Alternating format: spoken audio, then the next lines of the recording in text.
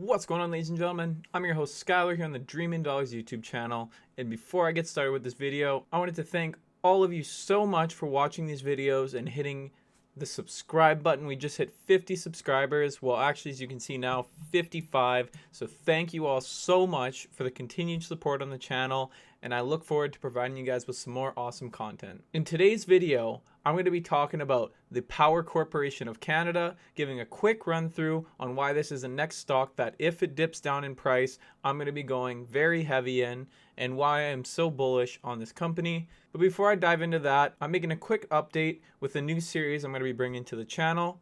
So I have officially maxed out my tax-free savings account, and I am contributing to my RRSP through work. So I'm going to be opening a personal account through Wealthsimple Trade, and the series I'm going to do is trying to make this $2,000 into $10,000.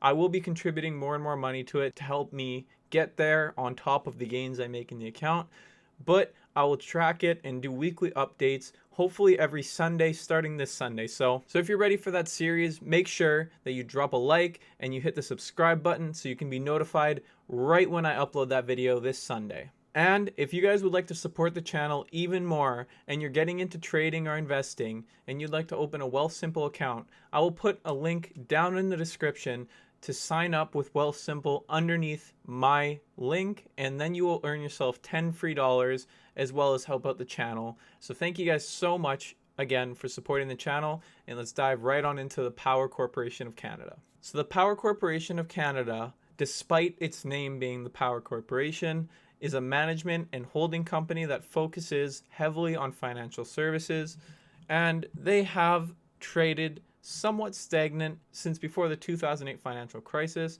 and this could be due to them being extremely over leveraged back in 2007 and having to deal with a lot of losses down into 2008, and since then investor confidence might not have been as strong, but there are reasons why I'm extremely bullish on this company, and I'll get right on into that right away. But right now, they're trading at $33.07. They're down around 1.4% on the day, which is why I'm starting to eye down to hopefully start a position and start easing my way in. They're still up a significant amount over the month, 10%. So I'm going to look for a further dip, and if it doesn't happen, I'm going to bite my tongue and be upset because I really want to get in on this company.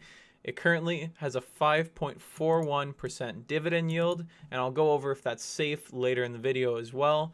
And we'll go to Yahoo Finance now to look at some metrics. So as you can see, their revenue took a dip in 2018 and 2019, but has come out explosive here in 2020. And this revenue boost has to do with a multitude of things, but their margins went up and they produced more revenue. So that is fantastic. And they're still trading at the exact same price that they were right before COVID. They just released in their last financial report their net asset value. So the value of all the assets they own is equal to $45 a share, which is significantly higher than the $33 a share it's sitting at right now. So that is a very good sign showing that this is an undervalued play, along with an extremely high dividend yield of the 5.34%. I think that this could be a great value play. Looking at the statistics, the price to book ratio, which isn't always the most accurate valuation measure because it is an insurance company, but nonetheless, it is only 1.05, which is very low, along with the forward price to earnings ratio of only being 9. This company is trading as if it's not going to experience any growth, and I think that that is where investors are going wrong. And as I've said twice already, they have a 5.5% dividend yield. This company looks fantastic. Taking a look at their organization chart, you can see here the breakdown of where all their money comes from. So they have Power Financial, which is one spin-off of the company, and that owns majority stakes in Great-West Life, one of the biggest financial services and insurance companies here in Canada, IGM Financial, which is an asset management company here in Canada as well, and Pargesa, I believe that's how you pronounce it, but that is a European asset management company. And they also own over 75% stake in Wealthsimple.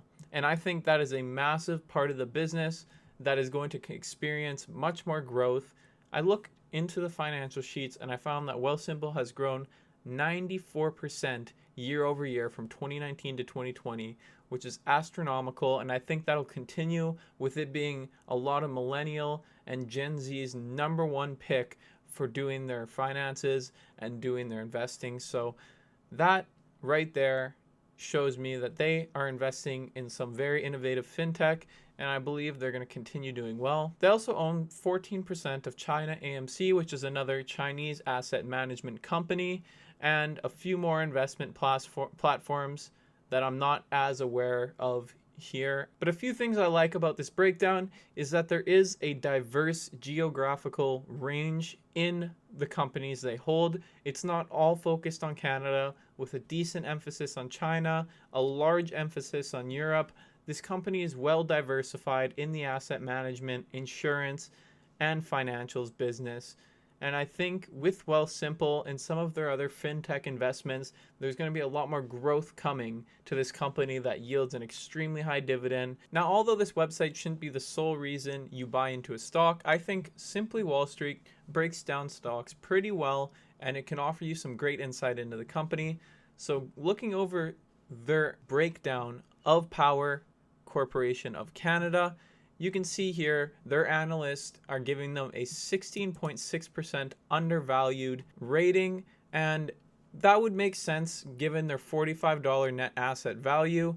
And you could even go to say that it could be towards 20%, maybe 25% undervalued with their newest earnings report coming out.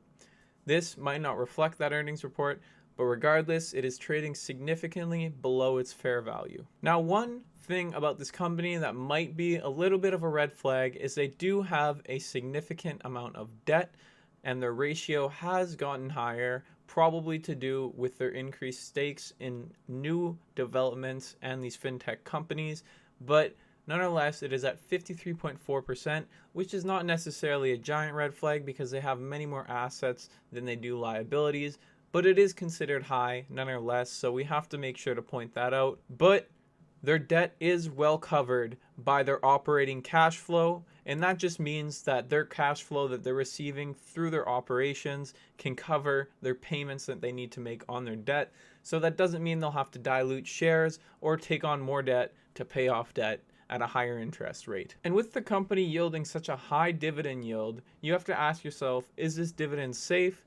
And as you can see here, it is currently only being paid out at 57% of the company's earnings to shareholders as dividends. So that signals that this company is extremely healthy. And based off Simply Wall Street's predictions, they think that they will continue to raise it extremely fast over the next 4 years, as they are bullish on this dividend increase.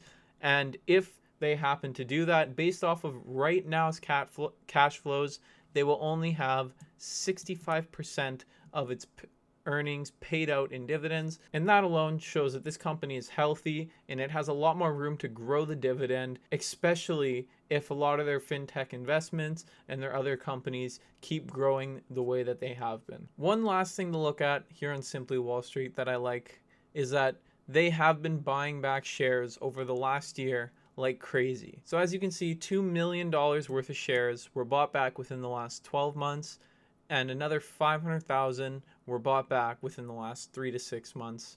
So that alone signals that there's individuals inside of the company that are still bullish on this company, and I think that's great to know. With that said, that is everything I wanted to cover today.